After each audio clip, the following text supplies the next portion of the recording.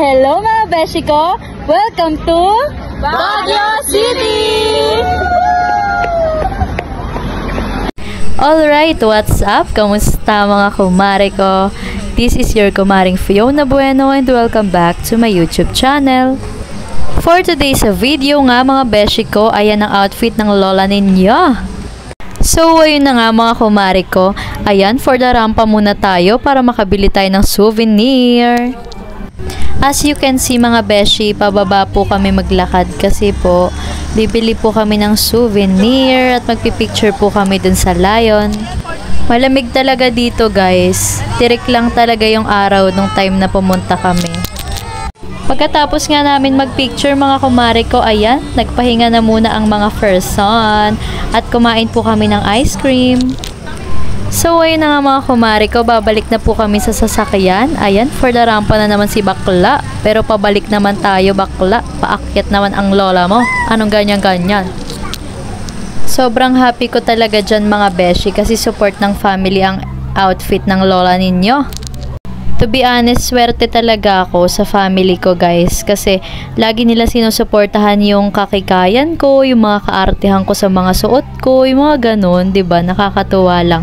Kasi sa bawat outfit ko, sila yung number 1 fan ko, sila rin yung kauna-unahang kumukompliment sa akin palagi.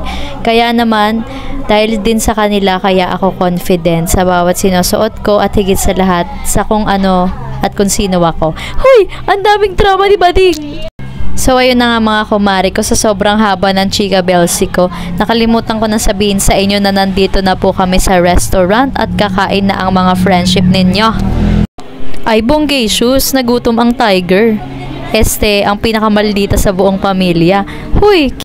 Tsaka nga pala mga friendship, alam nyo ba guys, to be honest, noon pa namin balak pumunta ng Baguio, pero tuwing kasama kami, hindi talaga natutuloy yung family namin.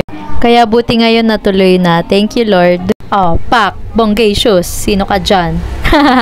Pero yun na nga mga beshi ko, nandito na po kami. Pagkatapos namin kumain, nag-check-in na po kami. Ako lang ba yung natutuwa pag nakikitang foggy yung yung paligid? Ang ganda kasi guys. Lalo tuloy lumalamig. Sobrang ganda dito guys. Ang peaceful.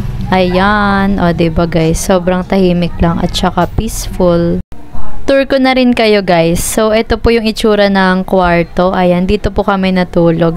May double deck po dyan. Tapos, meron pong kutsyon banda dun sa gilid. So, ayun na nga mga kumare ko. Tapos na rin po akong maligo. Ayan, naligo na ako kasi mamaya gagala kami. Habang gumagayak po yung family namin, naglaro na po muna kami dito. Maliban nga po sa maganda itong napag-check-inan namin, sobrang babait rin po ng mga caretaker dito or yung mga staff po nila dito.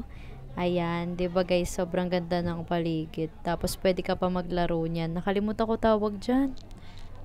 Ayun, naalala ko na, pool pala yung tawag diyan. Tapos dito guys yung hagdan. Ito yung hallway naman guys, papunta dun sa kwarto namin. Tapos ayan ako, o 'di ba, for the go. Good vibes lang, bawal ang nega, nakakatsaka. Let's go mga beshi ko, gagala na po tayo. Sama kayo guys. Finally mga kumare ko, nandito na po tayo sa Baguio Breathe. Ayan, dito naman guys, pwede ditong bike, magrenta ng bike. Tas yun, malawak naman yung space dyan na pwede nating pag-drive-an. Ayan guys, so as you can see, ang daming nagbabike dito. At ang maganda pa dito guys, iba't iba rin yung mga bike na pwede mong rentahan. So, pwede kang pumili. Kaya ayun na nga mga kumare ko, nagrenta na po kami ng bike. So ayan guys, ito po yung napili ko, go-kart. At mamaya guys, magta-try rin po kami ng iba't ibang pwede naming sakyan. Ayun, narirentahan po namin. Halika na, let's go. Ay! Ang hangin mga beshi. Mga beshi, ang hirap gamitin yung cellphone ko pa nagda-drive.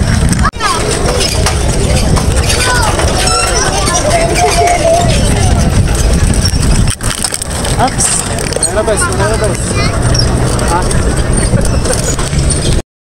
Ay taray, no hands, pero sa go-kart. Ayan, kayabangang taglay, muntik pa tuloy bumangga ang person. No hands ka pa sa go-kart lumalaki na ulo mo. Dito naman guys, nakikipag-unahan ako kasi nga, takot ako malamangan, charis. Hindi rin ako nakatiis, hinintay ko rin sila banda dun.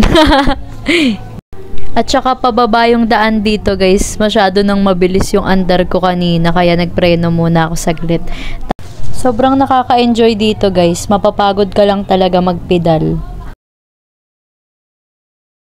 Maganda talaga dito guys kasi malawak yung napagdadrivean namin. Kasi bali dalawang street itong dinadaanan namin. Yung isang street, isang buong street yon, pwede kami dun dumaan. Tapos sa kabila pa ulit.